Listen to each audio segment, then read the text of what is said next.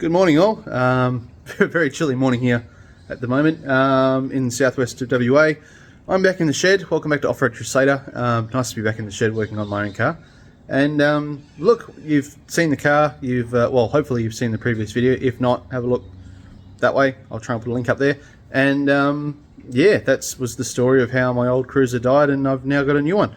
So I'm looking at it, which is cool. And we're going to be doing a heap of work to it to basically turn it back into my car, because I've got a bunch of my own preferences, but also my own gear I want to put in the car, DIY stuff. The car obviously came with a heap of gear on it, but not all of it's compatible with what I want my car to do. So that comes out, my stuff goes in, lots of work. And the good thing is it's a bit of a blessing in disguise, because I'm able to work on the car a second time. I can learn from all my mistakes, tidy things up, make things easier, and yeah, it's look, I have the opportunity to basically build it either 5% or 95% better than last time. I was really happy with the previous setup, but obviously a few little things which, because I sort of ended up adding things along the way, we ended up with a bit of a Christmas tree of add-ons, and add this bit here, and this wire goes here, and it runs around here, and it's stuck here, and things that it's just like, well, look, if it's in the car, then whatever. But now I've got it all out. It's easy to do stuff. So let me show you what I'm working with. That should look fairly familiar. That's the back of the drawer system, which is out of the car. There's the new car. Got a new hat on it. That was a bit of fun trying to get that to fit. Basically, I wanted to use the ARB Base Rack mounting rails because they sit lower than the Rhino ones. And so much easier to work with as well compared to the Rhino. I took the old Rhino rack off. Yeah, that was just a bloody nightmare to try and work with, and honestly glad to see the back of it. So yeah, Alu Cab's on, roof rack's on, which is good because I wanted that out of the way, because it was just an annoying thing to have hanging in from those girders up there, which if you've been following my Instagram, you'd see how I managed to do that.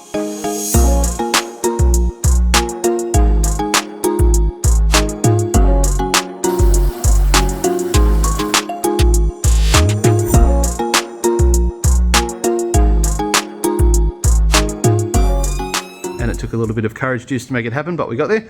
Anyway, this is a drawer system, which you'd all be fairly familiar with. I've been going through and just basically trying to give everything a bit of a tidy up. And like while it's out, you've got so much access, and it's just easy to do stuff. So there was a bunch of wiring and things of upgrades I did, but I left it all in the car to do it. And as such, it was a little bit rushed and a bit dodged. So I've just been tidying all that up, rerouting things, remounting things, and trying to keep it all neat. Obviously the water reel and the water pump, which were the absolute saviour for for the other car, ended up getting written off, but all the accessories I saved because of these two things. Definitely recommend them. Around the back, again, I've been adding, just trying to tidy up wiring. That's where the battery sits. There's a bunch of other bits and pieces of wiring that I'm shortening and sort of trying to work out. There's the Red Vision system in all its glory. The BMS is elsewhere because it gets in the way. So yeah, all of this mess of wiring is just going to get tidied up, neatened, so that when I slot it back into the car, it should be a fairly easy process and everything will be neat and tidy. So that's how that's happening. This is my shed at the moment, which is just covered in stuff. It is not neat. It is, yeah, disgusting. But yeah, look, this is what sheds become sometimes, and if it does, then it's really not the end of the world. Seat covers, they'll go back on. I like them, and they're mine. And I want to protect the leather as well and not try and get mud out of perforated leather, so they'll go back on the car. Rear bar, I think I'm probably going to swap over to the white rear bar just because I like it, so that's there ready to go. Everything out of the back, there's the fancy grille, that's going to go back on too, which I'm really hoping to get on soon because I love it. And yeah, just a bunch of other bits and pieces which eventually will all go back in the car. So that's where we're at. So today is basically the first day I can really jump in and start to hopefully rebuild the car to where I want it to be. Come along for the ride. I'll probably end up just doing a few sort of time-lapse things just to show you what's going on, because I know a lot of people are interested in how things come apart and how things go back together, and this is the best opportunity to do it. There's a few little tips as well if you've got a 200 series or you're looking to build a drawer setup like I've got, that I can probably hand on to do preemptively. So things like running wires, securing things behind panels, getting everything done before you drop your drawers in, because obviously then it's a massive hindrance to get around. And yeah, so let's jump into it. Hello. So we're going to start by taking off this side plastic. There's not a huge amount that happens behind this side on my particular setup, but we need to remove it to basically clean up and do a few mods to it to accommodate my wiring that I want to use for my setup. So I'm going to show you how to take it all off, and then once that's off, we'll have a look at the other side and what I've done there as well.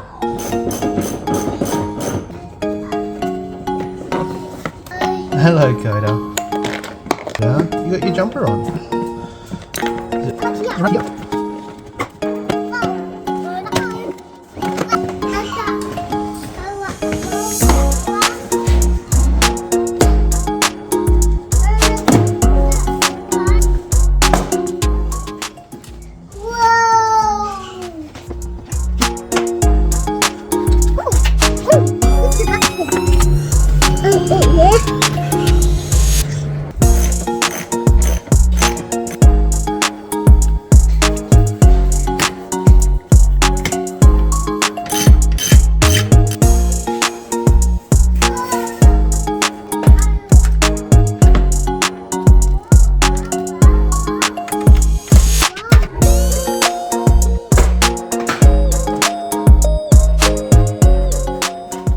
So just a little interesting tidbit of information that I didn't know until recently, is that these little weird looking things in the back of the car, they're in the back of a Prado as well, they are the ambient air temperature sensors for the climate control.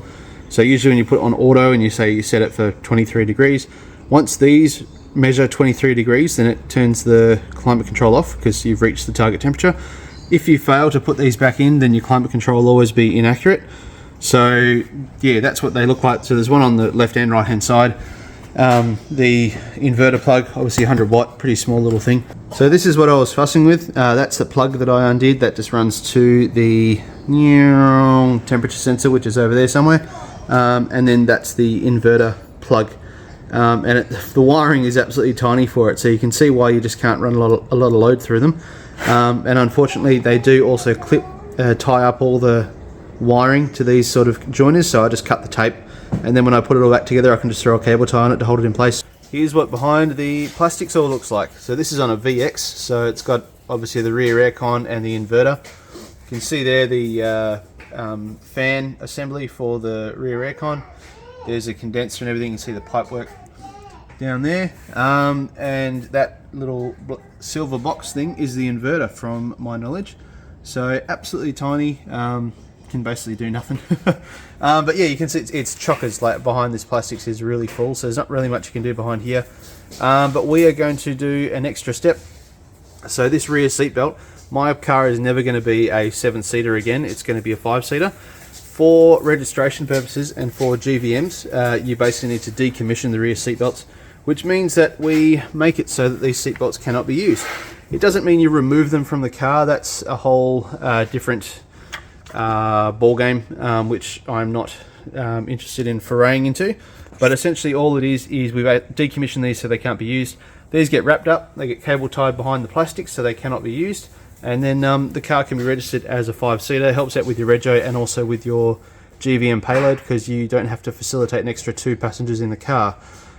If for whatever reason down the track I decide, no, I actually do want a 7-seater, it's easy enough to reverse. You just undo the cable tie, poke the seatbelt back in, put the bolts in, and then you're good to go. So yeah, a little bit of information for there.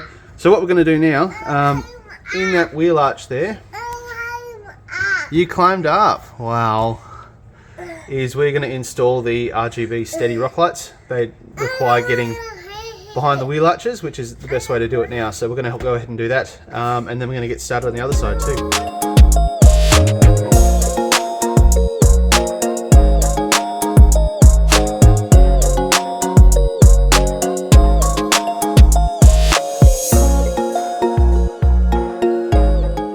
Thought I'd quickly interrupt. I've got these steady rock lights that are mounted on the tent as nice little work lights, so when I've got my table set up for my cooker, it all sits there, so that's in a good spot. There's one left and right. The wiring just runs down through there, Deutsch plug up the top, runs down here. The previous one I had was just silicon into the corner there, which I'll probably do at some point, but haven't done it yet. Now how I get it into the car is this way. So take the brake light out, that thing, which just has your two 10mm bolts, and then there's some clips. So these things here, and you need to slide it towards the rear of the car, so to the right, which can be a little bit difficult, but you just use a trim removal tool, and you don't pull it outwards towards the outside of the car, but toward the back, and you'll get it. Anyway, taillight comes out, unplug it, leaves a nice big gap, and while I've got all this apart, you can see there's a nice big void to get stuff in and out. On the back of the brake light is that foam seal, so that helps to seal it from water and dust and stuff, and obviously the plug is all waterproof, so that's all good, but there's no other way to get it in. Now there's that hole over the top, but there's actually a tiny little locating dowel in that you don't want to interrupt. Previously on the other car I basically run the cable down and straight that way, but I did find that as any moisture or water was running down the cable, it would basically go through, follow the cable, get underneath that seal, and then I got a little bit of moisture in the brake lights, which wasn't ideal. So this time I've opted to come down. There's a little sort of existing hole in the steel, so I've come down through that as a bit of a loop, and then up and then into there. So the idea being that if water is running down that cable, it'll obviously hit the bottom of the loop. It's not going to travel back up that way, so it'll just fall off there. And then the cable can safely get into the back of the brake light. So nice and easy to do. Obviously the size of your cable is going to make it more difficult, but I've just chosen to use that. And from there you can see I've run this cable in, so that's obviously for my side lights. But while I've got heaps of access, it's better to do it now, so I'll now thread that through all the back of this, and have it coming down out where my rock light lighting is there that you can see coming down over the wheel arch. So that's where I'm up to now.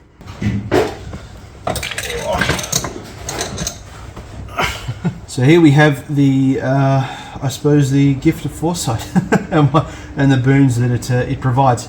Both interior plastics are off now. You can sort of see everything that's been going on. It's been a lot of work to get to this stage, but all of it is really foundational in terms of once the drawers are in, I'm not going to be able to access any of this, or it's going to become very difficult, and I don't want to have to. So I want to do it proper. I want it all sealed away, everything where it needs to go, and that way, for whatever reason, if I have to troubleshoot, it's much easier because you haven't just got tangled messes of wires everywhere.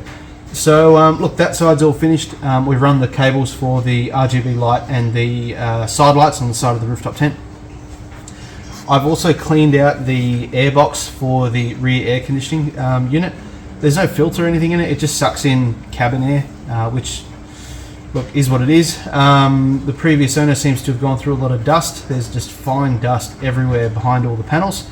And I know what you're thinking, fine dust, 200 series, but we've got a plan for that. Yeah, look, I'm happy that side's all finished. I'm ready to put the plastics back on. But I thought I'd show you what it looks like once you pull all the plastics off and everything that's going on.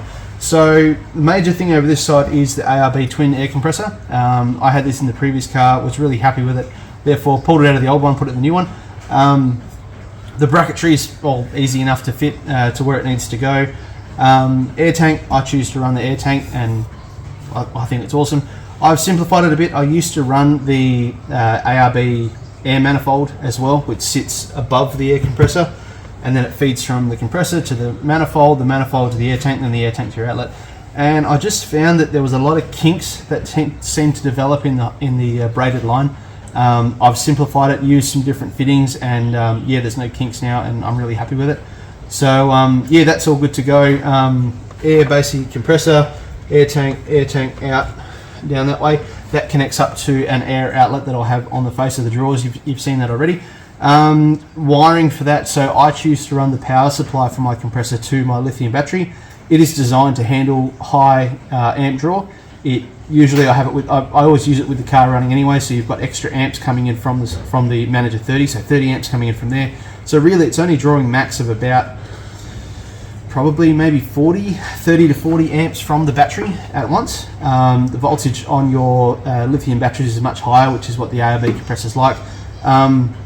Some people will not like this idea because you're not getting maximum, like all the amps isn't coming from your alternator, and having lower voltage and higher amps means that you're more likely to blow fuses and the relay in these as well, which is quite common for people to blow if they run the compressor without the car running. And if you run it without the car running, you don't have the voltage, the amperage comes up to compensate.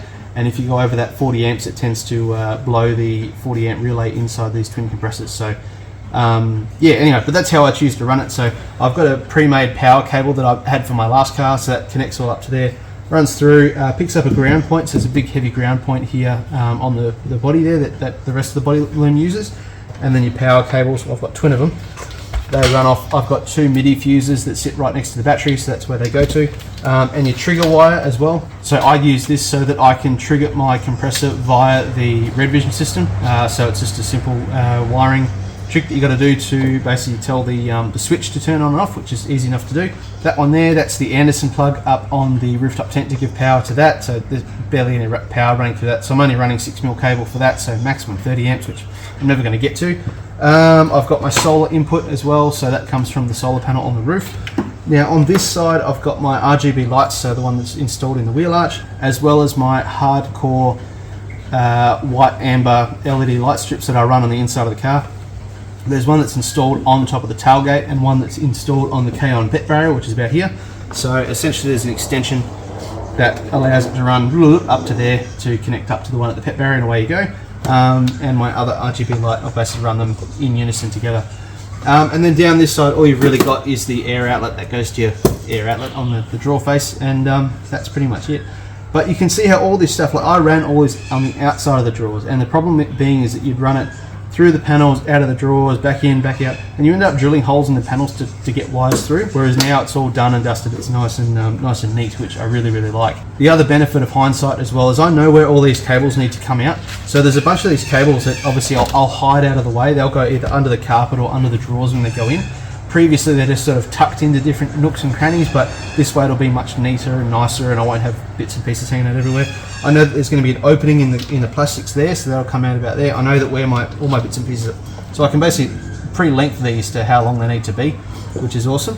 And yeah, so this is about as pulled apart as the rear end's going to be for a very long time. Only other thing that gets installed in here, I've got some window shades that go over there, just some like a solar screen thing that I've cut up that I just bought from, I don't know, some auto parts store. It cost me 10 bucks, had black on the outside, so did a stencil, cut it to shape, put it in place, and yeah, they'll go back in.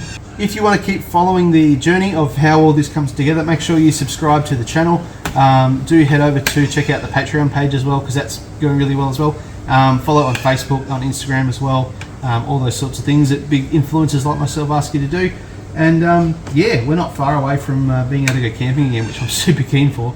Once all this is done, the drawers go in, like that's a huge milestone, and then it's just all other little bits and pieces that go back in the car. So really keen. So look, on the next episode you'll probably see the drawers in. We'll fit everything back up. I've got some new goodies to go in here as well, which I'm really keen for. So yeah, stay tuned, and we'll see you on the next episode of Off-Road Crusader. Cheers.